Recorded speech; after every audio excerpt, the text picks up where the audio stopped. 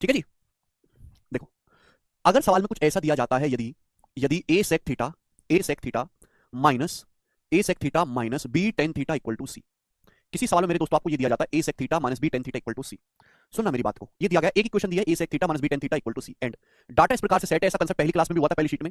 ए square बराबर b square plus c square. Data ऐसा set है कि ए स्क्वायर बराबर है B square plus c square, ए स्क्वायर बराबर b square plus c square. अगर ऐसा है तो मेरे प्यार में चीजें बहुत आसान हो जाती हैं और आप यहां से डायरेक्टली ट्रिग्नोमेट्रिक रेशियो की वैल्यू निकाल सकते हैं। यदि a sec theta plus b tan theta बराबर सी आपको दिया हुआ है और डाटा ऐसा सेट है कि ए स्क्वायर बराबर b square plus c square, तो चीजें बहुत आसान है। आप कहोगे सर कैसे? मेरे प्यार में ध्यान से समझिएगा, सभी लोग ध्यान से समझने की कोशिश करेगा मेरे प्यारे बच्चों।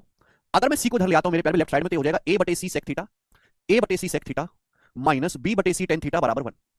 ए बटे सी सेक थीटा माइनस बी बटे सी टेन थीटा बराबर 1 मैं ऐसे लिख सकता हूं मेरे प्यारे भाई। आप बोलोगे हाँ जी सर बिल्कुल सही, कोई प्रॉब्लम नहीं। ठीक है भाई, सी को इधर लाएंगे तो ए बटे सी सेक थीटा, इधर लाएंगे सी को तो बी बटे सी टेन थीटा बराबर 1। तो इक्वेशन बन गई। जबकि हम तो ये जानते हैं बच्चों कि होता क्या, sec square theta minus tan square theta बराबर सेक स्क्वायर थीटा मतलब sec theta into sec theta, sec theta into sec theta minus tan square theta का क्या मतलब है, tan theta into tan theta. आप बोलोगे हाँ जी सर बिल्कुल सही, बराबर 1। ये तो जानते हैं आप, आपके जानते हैं कि sec square theta minus tan square theta बराबर 1, sec theta into sec theta minus tan theta into tan theta बराबर 1। ये इक्वेशन हम जानते हैं। अगर बच्चों हम इन दोनों इक्वेशन को कंपेयर करें, तुलना करें, हम क्या जानते हैं, sec square theta minus tan square theta बराबर 1, दोनों का कंपेयर करो, दोनों की तुलना करो। भाई दोनों में बराबर 1 है, दोनों में ही माइनस का साइन है, सेक थीटा यहां भी है, सेक थीटा यहां भी है, टेन थीटा यहां भी है, टेन थीटा यहां भी है। तो कंपेयर जब आप करेंगे तो बताओ सेक थीटा की जगह क्या लिखा हुआ है, तो आप कहोगे सर सेक थीटा की जगह लिखा हुआ है ए बटा सी। सेक थीटा की जगह मेरे दोस्तों ए बटा सी लिखा हुआ है। अगर आप कंपेयर करेंगे मेरे प्यारे भाई, तो आप मुझे बताओ टेन थीटा की जगह क्या लिखा हुआ है, ये इस टेन थीटा की जगह बी बटे सी लिखा हुआ है। टेन थीटा की जगह क्या लिखा हुआ है बच्चों, बी बटे सी लिखा हुआ है। तो सेक थीटा का मान आ गया, टेन थीटा का मान आ गया, सेक थीटा का मान ए बटे सी, टेन थीटा का मान बी बटे सी। लेकिन ये वैल्यू तभी सेटिस्फाई होंगी सेक और टेन की, जब ये पाइथागोरस थ्योरम को संतुष्ट करती हो। भाई सेक थीटा का मान क्या है, सेक थीटा होता है हाइपोटेनियस बटा बेस। अब टेन होता है मेरे दोस्तों परपेंडिकुलर बटा बेस, लंब बटे आधार। क्लियर है? अब मेरे दोस्तों सेक टेन की वैल्यू, ये मैंने कंपेयर किया, ये मेरा अजम्पशन है, अजम्पशन सही भी हो सकता है, गलत भी हो सकता है। ये अजम्पशन मेरा, ये कंपैरिजन मेरा तभी सही होगा जब हाइपोटेनस का स्क्वायर बराबर हो perpendicular square plus base square के। क्लियर है? आप बोलोगे हाँ जी सर क्या ऐसा हो रहा है, हाइपोटेनस है आपका ए, तो ए स्क्वायर बराबर परपेंडिकुलर आपका बी, ए स्क्वायर बराबर b square plus c square. हाँ जी ऐसा हो रहा है, हाँ जी ऐसा हो रहा है, क्योंकि सवाल में डाटा ऐसा सेट किया गया है, यानी कि मेरा अजम्पशन पूरी तरीके से सही है। ये सेक थीटा की वैल्यू है, ये टेन थीटा की वैल्यू है, और आपने एक सेकंड में कंपैरिजन करके सेक थीटा और टेन थीटा का मान निकाल दिया। लेकिन जब भी ऐसा कुछ सवाल में दिया होगा, ये मेरे दोस्तों आपका हाइपोटेनस होगा। सी को जब इधर लाओगे तो ए बटे सी बनता है सेक थीटा, ये प्यारे बच्चों आपका हाइपोटेनस होगा। सी को इधर लाओगे तो बी बटे सी टेन थीटा, यानी कि आपका परपेंडिकुलर होगा मेरे प्यारे, और ये आपका बेस होगा। ये हाइपोटेनस है, ये आपका परपेंडिकुलर है, ये आपका बेस है। बात समझ में आई? आप बोलोगे हाँ जी सर बिल्कुल सही। प्री और मींस की अलग अलग शीट होगी सर जी? नहीं, प्री और मींस की अलग अलग शीट नहीं है। प्री मींस एक ही बार आप पढ़ रहे हो। ये जो आपको ट्रिग्नोमेट्री पढ़ा रहा हूं, ऐसा नहीं कि प्री के लिए अलग पढ़नी है, मींस के लिए अलग पढ़नी है, या बीच के लिए कुछ और पढ़नी है, किसी एग्जाम के लिए कुछ और पढ़नी है, नहीं, सब कुछ इसी शीट में, इसके अलावा आपको कुछ नहीं पढ़ना है। क्लियर? ये बात समझ में आई? यानी कि अगर आपके सामने कोई क्वेश्चन ऐसी रखी है कि a sec theta minus b tan theta बराबर सी, लेकिन डाटा ऐसा सेट है कि ए स्क्वायर बराबर b square plus c square, तो ये ए जो है आप कंपैरिजन जब आप करोगे, sec square theta minus tan square theta बराबर 1 से मैंने कंपैरिजन करके देखा, मेरा मन आया, तो सेक थीटा का मान ए बटे सी है, टेन थीटा का मान बी बटे सी है, तो कंपैरिजन करके सेक टेन की वैल्यू आई है। क्या सही वैल्यू है? ये वैल्यू सही तब हो सकती है जब पाइथागोरस थ्योरम को संतुष्ट करें। हाँ, ये पाइथागोरस थ्योरम को संतुष्ट कर रही है, इसका मतलब मेरा अजम्पशन ये जो है सेक थीटा और टेन थीटा की वैल्यू पूरी तरीके से सही है। ये आपका हाइपोटेनस है, परपेंडिकुलर, ये आपका बेस है। अब एग्जांपल के लिए आपके पेपर में सवाल आ जाता है, आपके पेपर में सवाल आ जाता है कि यदि यदि 17 sec theta minus 12 tan theta equal to 5, यदि 17 sec theta minus 12 tan theta equal to 5, ये सवाल आपके सामने आ जाता है, तो तो sine theta equal to what, ये सवाल आपके सामने आ गया जी। बताओ जरा इस सवाल का क्या आंसर, ये सवाल आ गया आपके सामने। यदि 17 sec theta minus 12 tan theta बराबर 5, तो आपसे पूछ लिया कि साइन थीटा की वैल्यू क्या होगी। लाडली के अगर सेटिस्फाई नहीं हुई, लाडली अगर सेटिस्फाई नहीं हुई लाडली, तो सवाल ही पेपर में नहीं मिलेगा तुम्हें, या तो फिर ये सवाल पेपर में आएगा, फिर नहीं। अगर ये सेटिस्फाई नहीं हुई, जैसे सपोज मेरे दोस्तों आपके सामने आ जाए उठा के कि ये आ जाए 4 sec theta minus 2 tan theta बराबर 3, ये तो कोई क्वेश्चन नहीं बनती, ये तो कोई सेटिस्फेक्शन नहीं है। तो फिर हम इसको करना पड़ेगा बेसिक से। अब आप कहोगे सर बेसिक क्या है? बेसिक तरीका ये है कि 4 सेक थीटा, ये 2 टेन थीटा को उधर लाओ, 3 प्लस 2 टेन थीटा, फिर दोनों तरफ से स्क्वायर करो, स्क्वायर करने के बाद बढ़िया सी इक्वेशन बनाओ, क्वाड्रेटिक, एक क्वाड्रेटिक इक्वेशन बनेगी, और उस क्वाड्रेटिक इक्वेशन को सॉल्व करो। फिर हमको बेसिक से गधों वाले तरीके से करना पड़ेगा, लेकिन वो मजदूरी वाली चीज आपसे एग्जाम में नहीं पूछी जाएगी। ये होगा फिर तो एक चीज को आप इधर ले जाओ राइट साइड में, फिर दोनों तरफ से वर्क करो, फॉर्मूला लगाओ, ये हो जाएगा। सॉरी 17 नहीं है, सॉरी 13 है, सॉरी 17 नहीं है मेरे प्यारे भाई, 13 है, 13। हाँ जी 13 है। तो सवाल में डाटा दिया 13 sec theta minus 12 tan theta बराबर 5, लेकिन यहाँ पे आपको 13 12 5 को देख के कुछ घंटे बजे दिमाग में, भाई 13 5 12 तो ट्रिपलेट है। डाटा ऐसा सेट किया गया कि 13 स्क्वायर बराबर होता है 12 स्क्वायर प्लस 5 स्क्वायर के। इसका मतलब मेरे प्यारे में ये हुआ कि अगर मैं 5 को इधर लाऊंगा मेरे दोस्तों, तो 13 बटे 5 सेक थीटा बनेगा। 13 बटे 5 सेक का मतलब हाइपोटेनस बटा बेस, यानी कि हाइपोटेनस है, ये बेस है। 5 को इधर लाऊंगा तो 12 बटे 5 टेन थीटा बनेगा, यानी कि 10 होता है परपेंडिकुलर बटे बेस, आपका परपेंडिकुलर है। साइन थीटा पूछा तो साइन थीटा आ गया जी लंब बटे कर्ण, परपेंडिकुलर आपका 12 है, हाइपोटेनस आपका 13 है, साइन थीटा की वैल्यू 12 बटे 13 आ गई। मुझे लगता है आपकी बात अच्छी तरीके से समझ में। इस पे सवाल देखो 93 बहुत ज्यादा फेमस नहीं है ये, कि इस पे बहुत ज्यादा सवाल आते हैं, साइन कॉस पे सवाल ज्यादा आते हैं। जरा ये करो, पवन कह रहे हैं परपेंडिकुलर बेस की पहचान कैसे करें। बेटा पवन मैंने कई बार बता दिया पहचान कैसे करें, पर तुमने आज तक सुनी नहीं ना, तो मैं दोबारा बताऊंगा तो भी तुम नहीं सुनने वाले, तो मैं बताऊंगा ही नहीं अब। यदि 61 sec theta minus 60 tan theta बराबर 11 है, तो पूछा है साइन की पावर 4 थीटा माइनस कॉस की पावर 4 थीटा बराबर क्या। आपके सामने एक ही क्वेश्चन दी है, लेकिन ये स्पेशल इक्वेशन है, स्पेशल, क्योंकि यहाँ पे जो डाटा सेट किया है ना 61 60 11, ये पाइथागोरस टेम्पलेट को सेटिस्फाई कर रहा है। 11 60 एक्सट्रपलेट होता है 61 स्क्वायर बराबर 60 स्क्वायर प्लस 11 स्क्वायर। आपके सामने इक्वेशन दिया है ये सेट 10 में और ये पाइथागोरस को सेटिस्फाई भी करे। डाटा ऐसा सेट है कि 61 का स्क्वायर बराबर 60 स्क्वायर प्लस 11 स्क्वायर। तो आप इसको अगर कंपेयर करेंगे, आप इसकी तुलना करेंगे sec square theta minus tan square theta बराबर 1 से 11 को इधर लाके बटे में अगर आप कंपेयर करेंगे तो 61 बटे 11 ये आपका sec थीटा बनेगा। sec का मतलब होता है हाइपोटेनस बटे बेस, यानी कि हाइपोटेनस होगा 61, ये 11 आपका बेस होगा। 11 इधर लाएंगे 60 बटे 11 tan थीटा बनेगा। tan थीटा परपेंडिकुलर बटा बेस, परपेंडिकुलर है। तो मुझे डायरेक्ट ये पता चलेगा कि हाइपोटेनस परपेंडिकुलर बेस क्या है। मुझे सवाल में ये पूछा है, सवाल मुझे पूछा तो मुझे कोई बहुत ज्यादा दिक्कत होगी नहीं। sin की पावर 4 थीटा का मतलब है sin स्क्वायर थीटा का होल स्क्वायर माइनस cos की पावर 4 थीटा का मतलब है cos स्क्वायर थीटा का होल स्क्वायर। अब आप मुझे बताओ कि a square minus b square क्या होता है बच्चों? a square minus b square होता है a plus b into a minus b। तो sin square theta plus cos square theta 1 हो जाएगा, लिखने की जरूरत नहीं। बचेगा क्या बच्चों? ये बचेगा sin square theta minus cos square theta. ये बचेगा sin square theta minus cos square theta. आप बोलोगे हाँ जी सर बिल्कुल सही, समझे ना भाई? sin square theta plus cos square theta 1 हो जाएगा, लिखने की जरूरत नहीं पड़ेगी। बचा क्या? sin square theta minus cos square theta, ये कैलकुलेट करना है। अब sin थीटा भी परपेंडिकुलर बटे हाइपोटेनस है लंब बटे कर्ण, cos थीटा भी बेस बटे हाइपोटेनस है आधार बटे कर्ण।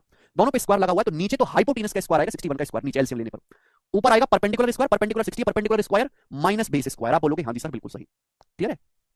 देखो कुछ कटने वाला तो है नहीं, नीचे 61 1 का स्क्वायर 1 नीचे 1 आएगा, ये आंसर नहीं है। ऊपर क्या आएगा मेरे प्यारे? नीचे तो 61 का स्क्वायर है, ऊपर है a square minus b square 3600। 3600 में से 121 आप घटाएंगे तो 3600 में से 121 घटाएंगे तो एंड में 9 आएगा 3479, ये आंसर है बी ऑप्शन। 3600 में से 11 का स्क्वायर 2100 घटाएंगे तो 3479, 3479 अपॉन 61 का स्क्वायर, बी ऑप्शन करेक्ट है। ये हो गया जी 1 सेकंड में सवाल। हाँ जी विजेंद्र मीना जी समझ में आया? आप बोलोगे जी बहुत बढ़िया, आगे चलेंगे। 94 नंबर, ये बताएगा इस सवाल का क्या आंसर है। इकाई कांकी की कैलकुलेशन कर लो। 1 plus x square sec theta minus 2x tan theta बराबर 1 माइनस एक्स स्क्वायर है, तो आपसे पूछा है कोसेक थीटा की वैल्यू क्या होगी। ये सवाल सीडीएस के पेपर में आया है, बहुत ज्यादा फेमस टाइप नहीं है ये, ठीक है जी। देखो इक्वेशन वैसी दी है, a sec theta minus b tan theta equal to c।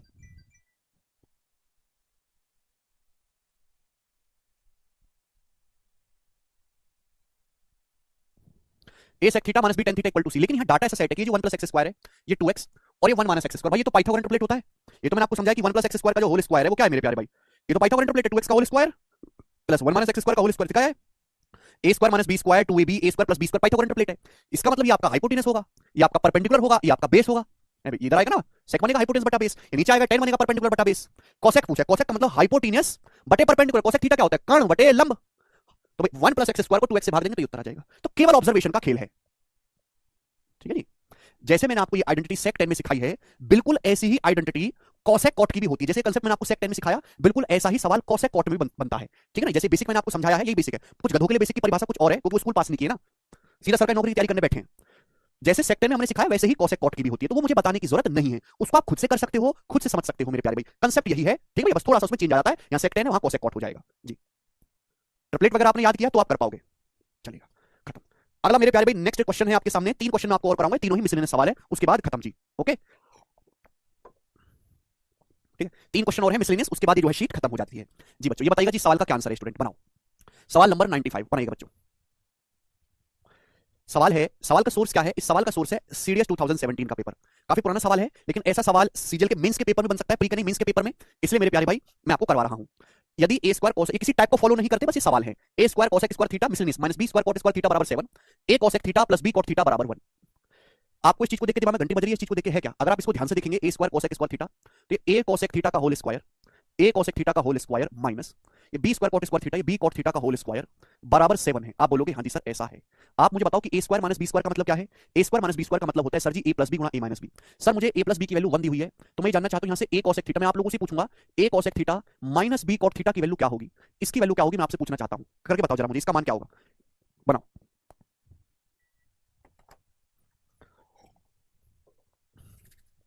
हम आपसे जानना चाहते हैं कि यहां से a cosec theta minus b cot theta की वैल्यू क्या होगी, हम आपसे ये जानना चाहते हैं, जरा आप हमें जवाब दीजिए।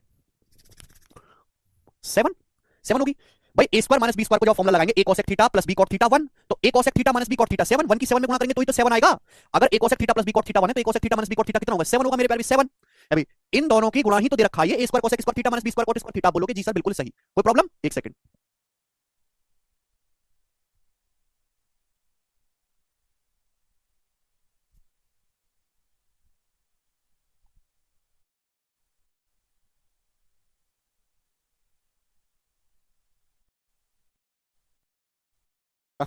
तो ये आ गया a cosec theta plus b cot theta 1, तो ए cosec theta minus b cot theta 7। सवाल में आपसे ये पूछा है, यहां तक तो हर कोई बच्चा कर लेगा, सवाल में आपसे ये पूछा है और ये ऑप्शन है, मतलब लॉजिक पता चल गया कि इस सवाल में थीटा का कोई लेना देना नहीं है, मुझे सवाल में थीटा गायब करना है, मुझे इस सवाल को सॉल्व करने के लिए थीटा गायब करना है। अब आपको ये भी पता है कि थीटा गायब कैसे होगा, ठीक है ना। चलेगा। अब मेरे दोस्तों थीटा गायब कैसे होगा? अगर मैं दोनों इक्वेशन को जोड़ दूं, भाई मैं यहां से a cosec थीटा की वैल्यू निकालूंगा तो क्या आएगा? a cosec थीटा की a cosec थीटा आएगा, भाई दो संख्याओं का सम दे रखा है, दो संख्याओं का डिफरेंस, तो बड़ी संख्या होगी, जोड़ के आधा कर दो, 1 और 7 8, 8 का आधा 4, तो यहां से cosec थीटा का मान आएगा जी 4/a। cosec थीटा की वैल्यू आएगी मेरे प्यार में 4/a। अगर मैं आपसे पूछूं कि b cot थीटा बताओ, b cot थीटा क्या होगा? तो b cot थीटा होगा मेरे प्यार में, ध्यान सुनिएगा, b cot थीटा तो वो घटा के आधा कर दो भाई। इस इक्वेशन में इस इक्वेशन घटाएंगे तो 1 में से 7 घटाएंगे -6, -6 का आधा -3। भी मैंने आपको बताया कि अगर दो संख्याओं का सम दिया है, दो संख्याओं का डिफरेंस दिया है, तो बड़ी संख्या जोड़ के आधा कर दो, छोटी संख्या घटा के आधा कर दो, ठीक है? तो एक cot थीटा की वैल्यू आएगी जी, cot थीटा की वैल्यू आएगी -3/b। समझ में आया? आप बोलोगे हाँ जी सर बिल्कुल क्लियर है। मैं बता चुका हूं कैसे हुआ, सुनते नहीं हो तो भाड़ में जाओ, पढ़ते नहीं हो तो कूड़ा कहीं के। अब cosec और cot में मेरे प्यारे भाई, cosec और cot में क्या रिश्ता है मुझे गायब करना है, तो cosec cot में रिश्ता है cosec square theta minus cot square theta बराबर 1। दो संख्याओं का सम दे रखा है, डिफरेंस दे रखा है, तो बड़ी संख्या जोड़ के आधा करनी है, छोटी संख्या घटा के आधा करनी है। मैं 10 बार बता चुका हूं, अब बिल्कुल ही बताऊंगा, चाहे तुम्हारी समझ में आए या ना आए, बाद में जाओ। cosec थीटा का मान 4/a। cosec थीटा की एक एक बात को 10 बार बताने के बाद भी आप लोग नहीं सीखते हैं, कलम खो चुके, कलम के एक नंबर के। cosec थीटा 4/a, 4/a का square 16/a square. cot theta का मान -3/b, यहां पे रखेंगे -3/b का स्क्वायर 9/b स्क्वायर, -3/b का स्क्वायर करेंगे 9/b स्क्वायर बराबर 1।